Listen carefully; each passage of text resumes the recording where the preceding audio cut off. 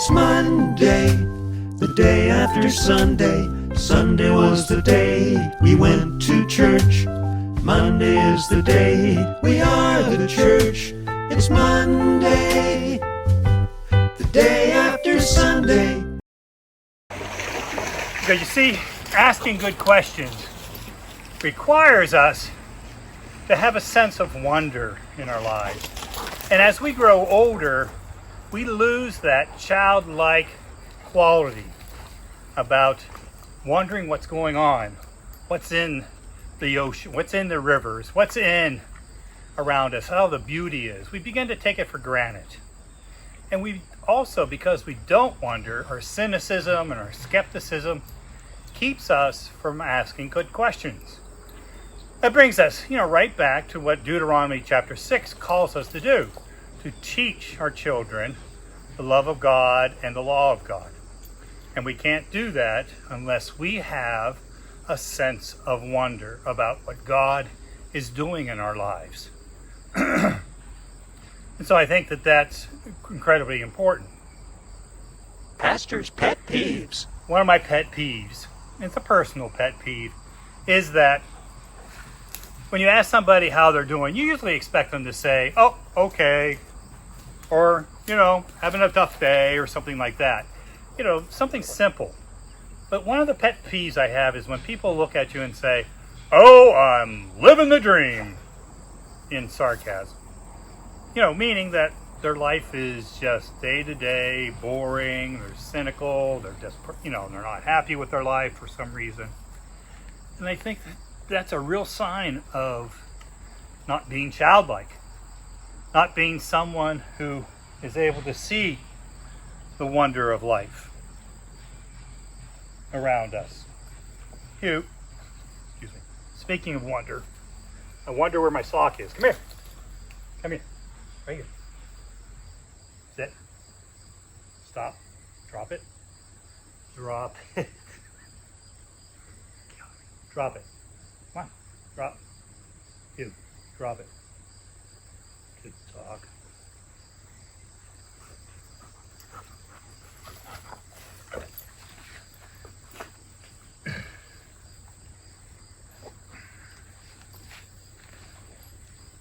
Okay. Pastor's pet peeves. When was the last time you wondered?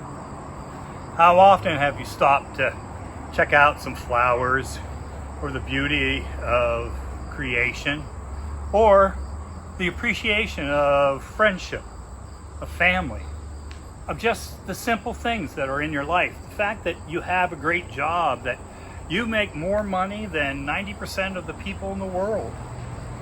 And yet, we've lost that.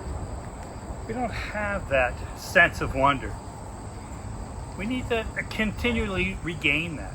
I remember one time on the Canadian canoe trip, we were underneath a bunch of trees like this, camped out at night, but there was no moon, no clouds. The sky was filled with stars.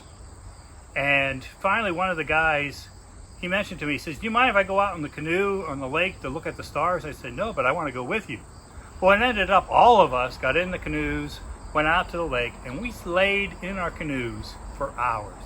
Just magnificent, just looking at what God's creation was, the beautiful stars, the meteorites that were going by.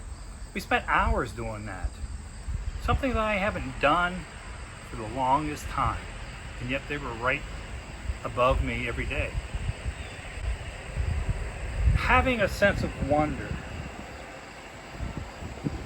is a way in which we connect, I think, with God and with our childlike faith. And when we have this sense of wonder, we have this sense of faith that there is something greater than us. There's something beyond us, something more powerful than us that we call God. And we begin to worship it and appreciate it and have gratitude for it. And by having that wonder, then we also are open to what God is doing and asking questions and being willing to ask our children and our grandchildren those important questions. It helps us to live out this faith. But also, not only does wonder help us to ask questions, but wonder helps us to have this sense of hope. And we'll talk about that next week. So think about it in connection with Deuteronomy chapter 6, when we talked about how we as a family are the church, the little church of God. That we are not to teach or instruct or demand people follow the law, but we are to talk while we are walking, while we're sitting by the river, while we are wondering about God's beauty, to talk about our faith and talk about our relationship with our God. Oh, it's Monday, the day after Sunday. Sunday was the day we went to church. Monday is the day we are the church. It's Monday.